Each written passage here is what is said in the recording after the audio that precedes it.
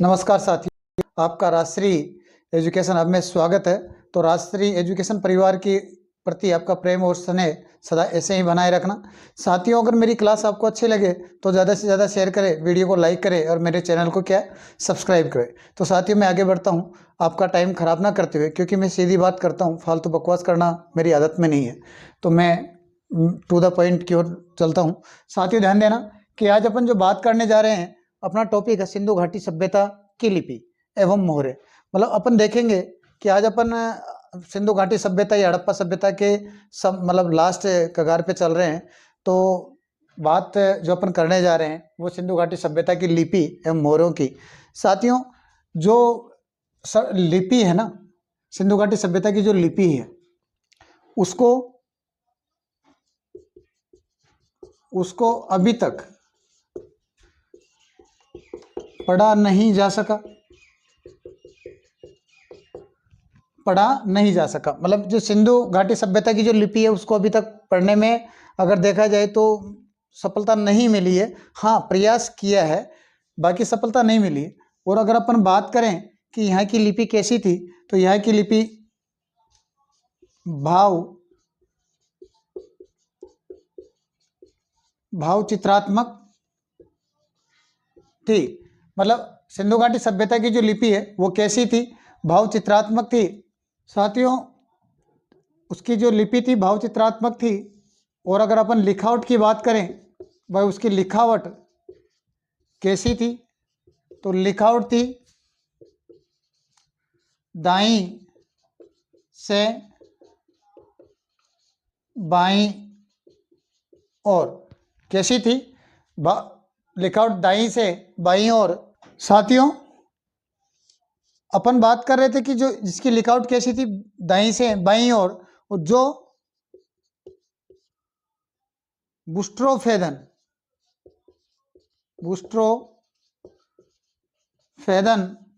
या सर्पाकार रूप में लिखी जाती थी। कैसी लिखी जाती थी? जो बुस्ट्रोफेदन या सर्पाकार रूप में लिखी जाती थी। साथियों, इसमें मूलतः 52 चिन्ह थे। तो कितने चिन्ह थे साथियों? इसमें मूलतः 52 चिन्ह थे। हड़प्पा लिपि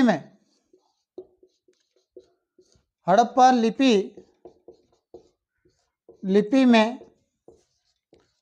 250 से 400 तक चित्राक्षर थे। तो साथियों, हड़प्पा लिपि में चित्राक्षर कितने थे? 250 से 400 तक क्या थे? चित्राक्षर थे। साथियों, सबसे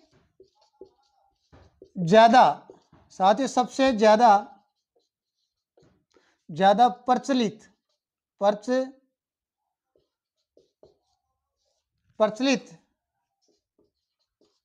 जो चिन्ह था वो मछली का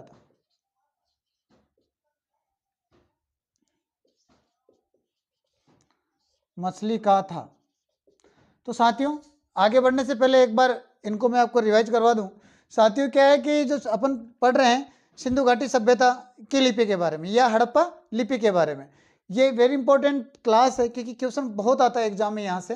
तो आप इसको ध्यान देना कि जो लिपि है उसको अभी तक क्या पढ़ा नहीं जा सका। क्या नहीं किया जा सका? पढ़ा नहीं जा सका। और अगर अपन बात करें तो यहाँ की जो लिपि कैसी थी? भाव चित्रात्मक। मतलब चित्र थे उन पे, मतलब अक्षरों की जगह क्या थे? चित्र। उन चित्रों को भावों के माध्यम से समझा जाता है। मतलब वो चित्रों के भाव क्या कहते हैं उनके आधार पे अपन आकलन लगाते थे। तो कैसी थी? भाव चित्रात्मक। अगर अपन लिखावट की बात करें कि लिखावट कैसी थी, तो दाईं से बाईं ओर। लिखावट कैसी थी? दाईं से बाईं ओर। और जो बुस्ट्रोफेदन या सर्पाकार रूप में लिखी जाती थी। किस रूप में लिखी जाती थी? बुस्ट्रोफेदन या सर्पाकार रूप में लिखी जाती थी। इसमें मूलतः चिन्ह कितने थे? अगर बात करें मतलब किस रूप में लिखी जाती थी, बुस्ट्रोफेदन या सर्पाकार में। और लिखावट कैसी थी, दाईं से बाईं ओर। और जो कैसे जो बुस्ट्रोफेदन और सर्पाकार रूप में लिखी जाती थी। और अगर बात करें तो मूलतः इसमें कितने चिन्ह थे, तो मूलतः इसमें 52 चिन्ह थे साथियों। कितने चिन्ह थे, 52 चिन्ह थे। और अगर अपन बात करें कि हड़प्पा लिपि में 250 से 400 तक क्या थे, चित्राक्षर थे। और अगर बात करें कि मैंने अभी कहा था कि मूलतः इसमें 52 चिन्ह मिले हैं, 52 चिन्ह थे ये मिले हैं, तो वो उसमें सबसे मुख्यतः सबसे ज्यादा जो प्रचलित जो चिन्ह था वो था साथियों मछली का। किसका था, मछलियों का। साथियों ध्यान देना कि जो हड़प्पा सभ्यता की जो लिपि है उसका सबसे प्राचीन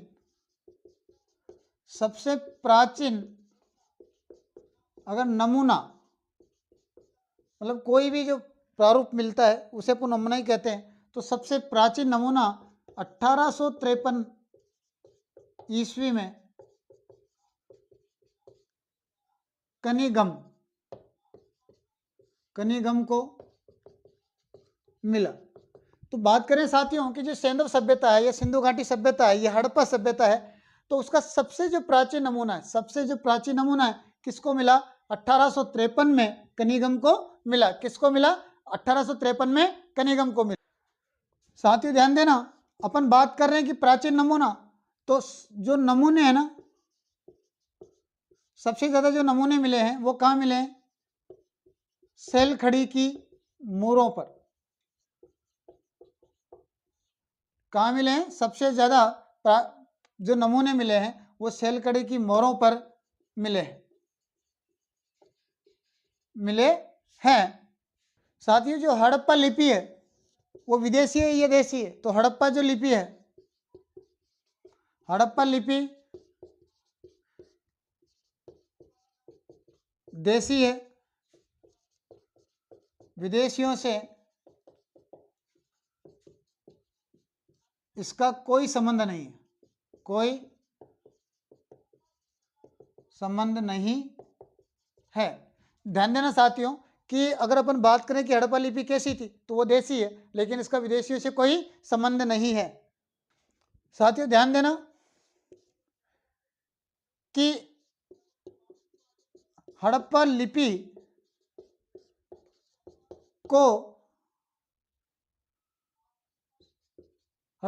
को सबसे पहले पढ़ने का प्रयास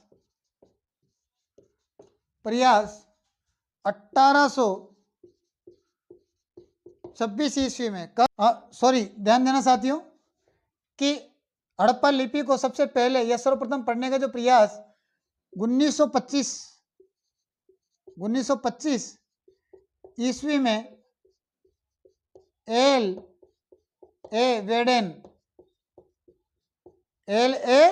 वेडेन ने किया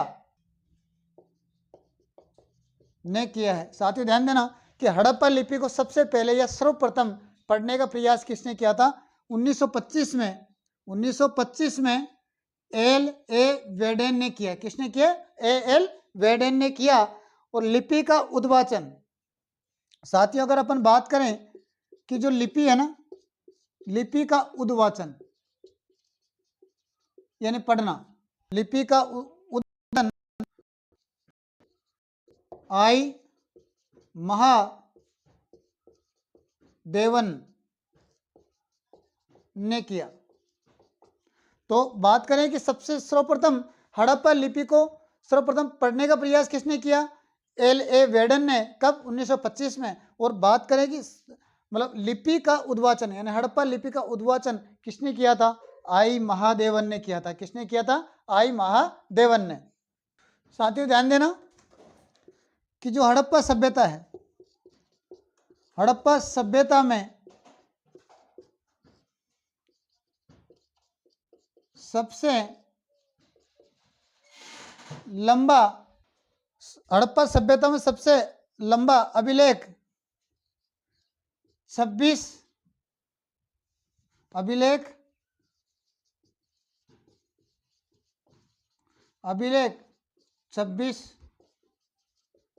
चिन्हों वाला है,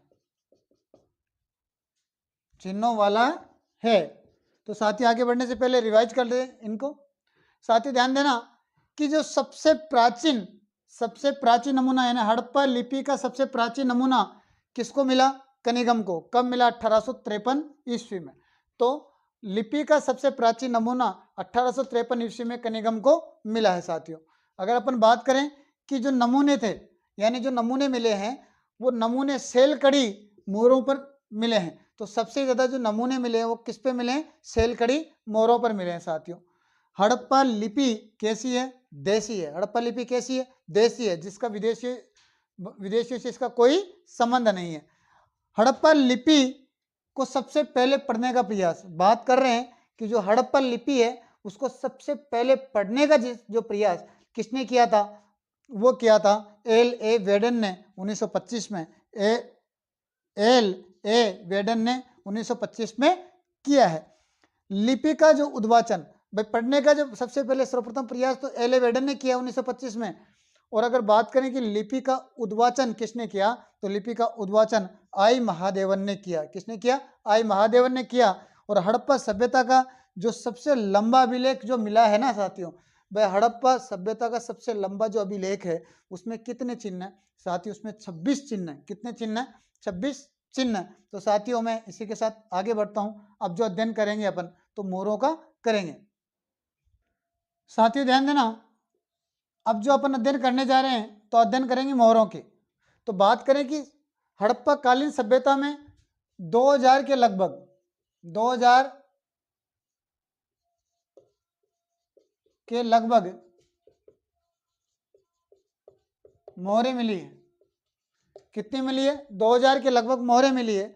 और बात करें कि मोहरें जो है वो दो प्रकार की है, एक तो अभिलेखीय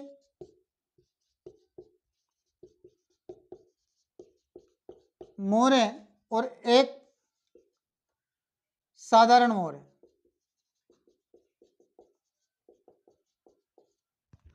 अगर अपन बात करें कि अभिलेखीय जो मोहरें हैं वो सबसे ज्यादा अभिलेखीय मोहरें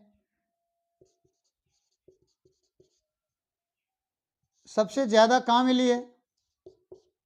हड़प्पा में। कहाँ मिली है? हड़प्पा में मिली है साथियों। सबसे ज्यादा मोहरें कहाँ मिली है? हड़प्पा में। अभिलेखीय मोहरें, अभिलेखीय युक्त जो मोहरें हैं, और जिनमें अभिलेख नहीं है उनको अपन साधारण समझने के हिसाब साधारण मोहरें कह रहे हैं। तो जो सबसे ज्यादा मोहरों की अगर बात करें, सबसे ज्यादा मोहरें, ये तो अभिलेखीय युक्त सबसे ज्यादा मोहरें मिली है हड़प्पा से तो। लेकिन अगर अपन बात करें कि सबसे ज्यादा मोहरें मोहनजोदड़ो से मिली है। कहां से मिली है? मोहनजोदड़ो से। अगर बात आ जाए कि सबसे ज्यादा मोहरें कहां मिली है, तो वो मिली है मोहनजोदड़ो से, जो मिली है 500 के लगभग। आंकड़ा फिक्स तो किसी को भी नहीं पता, लेकिन 500 के लमसम थी। तो सबसे ज्यादा मोहरें कहां मिली है? मोहनजोदड़ो में। और सबसे ज्यादा अभिलेखीय युक्त मोहरें कहां से मिली है? हड़प्पा से। साथियों जो मोहरें जो बनी होती थी ना, सेलखड़ी मोहरें सेलखड़ी की बनी होती थी। भाई अपन बात करें कि मोहरें किसकी बनी होती थी, तो मोहरें सेलखड़ी की बनी होती थी। साथियों अपन बात करते हैं कि जो लोथल व देसलपुर से जो मोहरें मिली है, यानी लोथल व देसलपुर में मोहरें तांबे की हुई मिली। मैंने अभी आपसे एक बात और कही थी कि सब जो मोहरें थी वो सेलखड़ी नामक पत्थर की बनी होती थी। लेकिन ये जरूरी नहीं है कि सारी मोहरें सेलखड़ी पत्थर की बनी हो, ये मिट्टी की भी मिली है। लेकिन सबसे ज़्यादा जो मोहरें मिली है वो किसकी मिली है? सेलखड़ी पत्थर की। जैसे अभी लोथल है, और लोथल और देसलपुर में किसकी मोहरें मिली? तांबे की। अगर अपन बात करें कि लोथल में जो मोहरें मिली है वो कैसी मिली है? बटन के आकार की, बटन के आकार की, बटन होता है ना जो शर्ट में लगाते हैं, तो उस बटन के आकार की मोहरें मिली है। साथियों ध्यान देना कि जो सेंधव मोहरें हैं, सेंधव मोहरें वर्गाकार,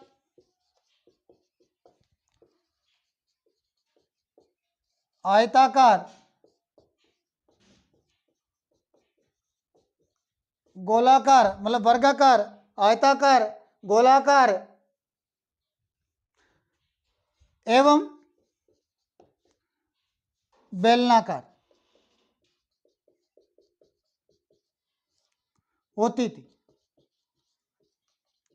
साथियों आगे बढ़ने से पहले एक बार इनको मैं एक्सप्लेन कर दूं ताकि कंसेप्ट आपका ढंग से क्लियर हो जाए। साथियों ध्यान देना, अपन पहले लिपि के बारे में पढ़ चुके हैं, अब मोहरों के बारे में पढ़ रहे हैं। तो अगर मैं बात करूं कि जो मोहरें, टोटल मोहरें मिली है वो कितनी मिली है? 2000 के लगभग। कितनी मिली है? 2000 के लगभग। साथियों अगर मैंने कहा सबसे ज्यादा मोहरें कहाँ मिली है? मोहनजोदड़ो से। कहाँ से मिली है सबसे ज्यादा मोहरें? मोहनजोदड़ो से मिली है। और अगर मैं बात करूं कि मोहनजोदड़ो से कितनी मोहरें मिली है, तो वो मिली है 500 के लगभग। क्या मिली है? 500 के लगभग। अब मैंने आपसे कहा था कि अभिलेखीय युक्त मोहरें, अभिलेखीय युक्त मोहरें जिन पे अभिलेख लिखा हुआ था, वो मोहरें सबसे ज्यादा कहाँ मिली है? वो मिली है साथियों हड़प्पा से मिली है। अब बात करते हैं कि अधिकतर जो मोहरें हैं, अधिकतर जो मोहरें हैं वो सेलखड़ी नामक पत्थर, सेलखड़ी एक पत्थर होता था, तो उसकी मोहरें बनाई जाती थी। तो अधिकतर जो मोहरें यानी ज्यादातर जो मोहरें किसकी थी बनी हुई थी? सेलखड़ी पत्थर की बनी होती थी। साथियों ध्यान देना कि जो लोथल है ना, लोथल वो देसलपुर से, लोथल वो देसलपुर से तांबे की बनी हुई मोहरें मिली। किसकी बनी हुई मोहरें मिली? तांबे की बनी हुई मोहरें मिली। कहाँ से मिली? लोथल व देसलपुर से।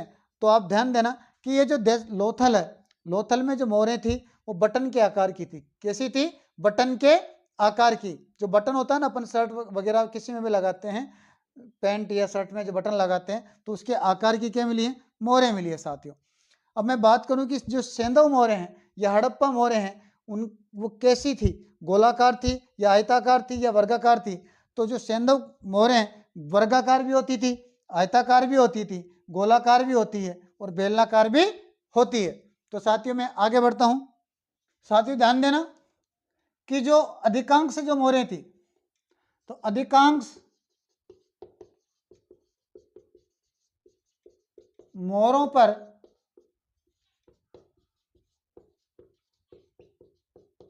लघु चित्रों के साथ साथ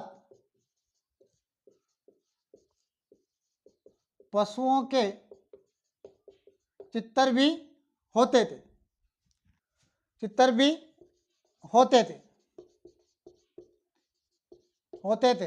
साथ ही ध्यान देना कि जो अधिकांश मोहरें यानी अधिकांश मोहरों पर लघु चित्रों नहीं साथियों, गलती हो गई मेरे से, लघु लेखों, जो लघु लेख लिखे होते थे ना उस पे, यानी अधिकांश मोहरों पर लघु लेखों के साथ साथ जानवरों या पशुओं के चित्र या आकृति, चित्र या आकृति एक ही चीज होती है। तो लघु लेखों के साथ साथ पशुओं या जानवरों के चित्र या आकृति होती थी। कुछ मोहरों पर, कुछ मोहरों पर देवी देवताओं के चित्र या आकृति, चित्र या आकृति होती थी। हड़प्पा सभ्यता की जो मोहरें हैं ना, किसकी? हड़प्पा सभ्यता की मोहरें, उन पर व्याघ्र का अंकन मिलता है, अंकन मिलता है, लेकिन वैदिक सभ्यता में व्याघ्र का अंकन नहीं मिलता है। अगर अपन बात करें कि हड़प्पा सभ्यता की, हड़प्पा सभ्यता की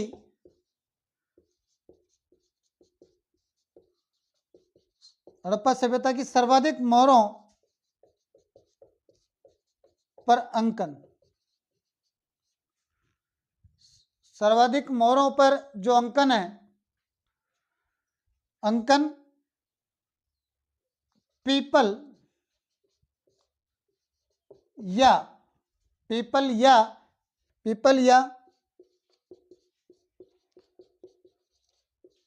बिना कुबड़ का बेल, बिना कुबड़ का बेल एक श्रृंगी पशु,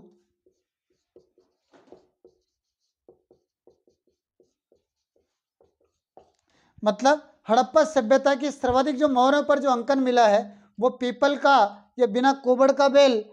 साथियों, लोथल व कालीबंगा से, कालीबंगा से साथियों मोहनजोदड़ो की एक मोहर के चित्र की तुलना, किसकी साथियों? मोहनजोदड़ो की एक मोहर के चित्र की तुलना सुमेरियन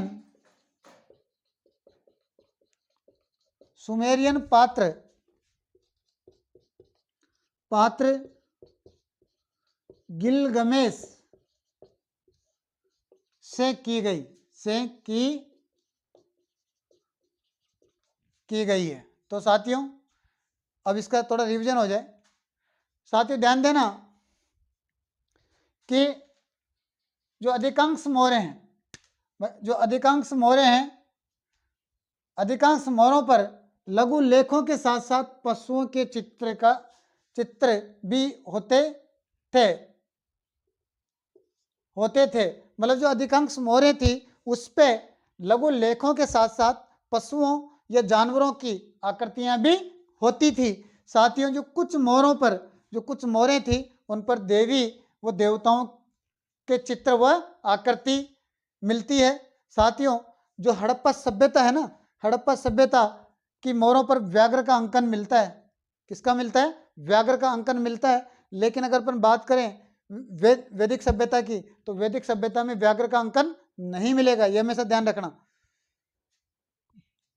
हड़प्पा सभ्यता की जो सर्वाधिक मोहरें हैं, हड़प्पा सभ्यता की जो सर्वाधिक मोहरें हैं, मोहरों पर जो अंकन मिलेगा ना भाई, अपन ने कहा कि हड़प्पा सभ्यता की मोहरों पर व्याघ्र का अंकन मिलता है। लेकिन अगर अपन बात करें कि हड़प्पा सभ्यता की सर्वाधिक मोहरों पर जो अंकन मिलेगा वो मिलेगा पीपल या बिना कुबड़ का बेल, पीपल या बिना कुबड़ का बेल या एक श्रृंगी पशु, एक श्रृंगी पशु का था। किसका था? एक श्रृंगी पशु का था। ठीक है। अगर अपन बात करें कि जो लोथल वो कालीबंगा से, लोथल या कालीबंगा से मुद्रा छाप मिली है। कहाँ से मिली है? लोथल व कालीबंगा से क्या मिली है? मुद्रा छाप, यानी मुद्रा छापने का कारखाना कहाँ से मिला है? लोथल व कालीबंगा से।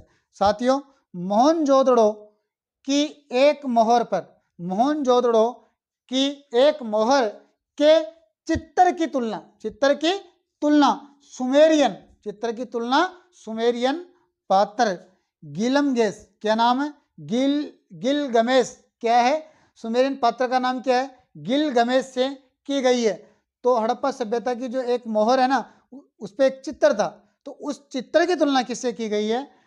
सुमेरियन जो सभ्यता है, तो सुमेरियन सभ्यता का एक पात्र है जिसका नाम है गिलगमेश से की गई है। तो साथियों मुझे आशा है कि आपको मेरी क्लास पसंद आई होगी, क्योंकि मैंने अपना पूरा 100% दिया है। तो साथियों मेरे वीडियो को लाइक करें, ज़्यादा से ज़्यादा शेयर करें और मेरे चैनल को सब्सक्राइब करें। जय हिंद साथियों।